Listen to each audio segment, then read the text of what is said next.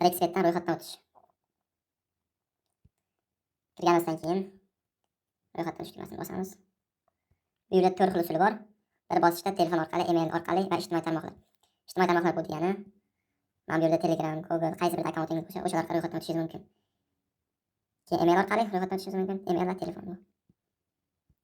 Telefon orqali ro'yxatdan o'tishingiz mumkin. Bir bosishda. Eng oson va tez usuli shu. Birinchisi mamlakat.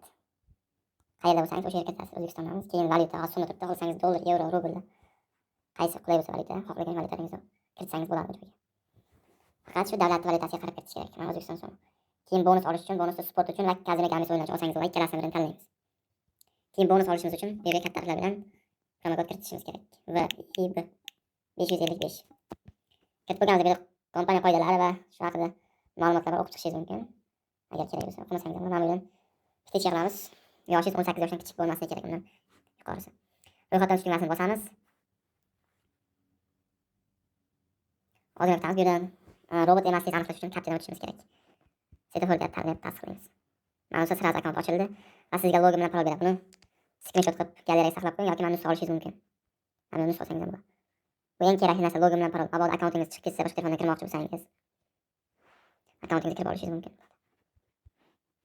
Keyingi tugmasini bosamiz. Mana akkauntdan ochib oldik. Endi pastda menu bo'limiga bosamiz.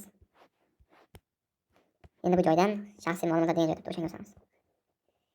Keyin bu yerdan xohlasangiz telefon nomeri ulashingiz mumkin. Email ham qo'yishingiz mumkin agar ulamoqchi bo'lsangiz. Bu yerda asosiysi hisob to'ldirish, pul chiqarishda muammo bo'lmasligi uchun pasport ma'lumotlarimizni kiritib olishimiz kerak. Kiramiz bu yerda qalamchada barchasini saqlab chiqasizlar, to'ldirib. Eng kerakli joylar mana bu yerdan. Xo'sh, fuqaro pasportini tanlab, bu yerga pasport seriyani kiritasizlar. Masalan, masalan, hozir masalan 7 ta raqam bo'ladi o'zi. 7 ta raqam saqlanadi, faqat 6 ta raqam saqlanadi. O'shanda masalan 6 ta raqam qoldirasiz. Mana 6 ta raqam qoldirdik. Bu yerga qarang do'stlar, mana. Asli kiritamiz ham bu yerga 7 ta raqam yozib qo'ying pasport seriyani. Yoki agar Gsher bo'lsa, Gsher kiritasiz pasport bu tomondagi. Yangi pasportingiz bo'lsa. Agar sizda yashil pasport bo'layotgan bo'lsa, burchak qismida oxirida 2 ta son tashlab 14 ta raqam ko'chirib olasizlar. Berilgan sanasi yozib qo'yilgan, past ikkinchi tomondan berilgan bu joyini yozib qo'yilgan pasportda va saqlash tugmasini bosasizlar. Xo'sh, sizda mana yashil pasport bo'layotgan bo'lsa, oxirida 2 ta son tashlab yozib qo'yasizlar. Mana bu yerda pasport seriya yozib qo'yilgan, berilgan sanasi va shu yerda pasportda ko'rsatilgan. Xo'sh, barchasini to'ldirib bo'lganlaridan keyin ism, familiya, shahar, viloyatlarida keyin saqlash tugmasini bosasiz va qalamcha yo'qoladi. Keyin qalamcha yo'qolgandan keyin mana bu yerdan nastroykaga bo'limga o'tib, hisob to'ldirishga o'tamiz. Mana bu yerda Humo bo'limi bor, karta orqali. Bu yerda berilgan kartaga pul taylaysiz. Mana bu yerda kodlar orqali to'ldirishingiz mumkin.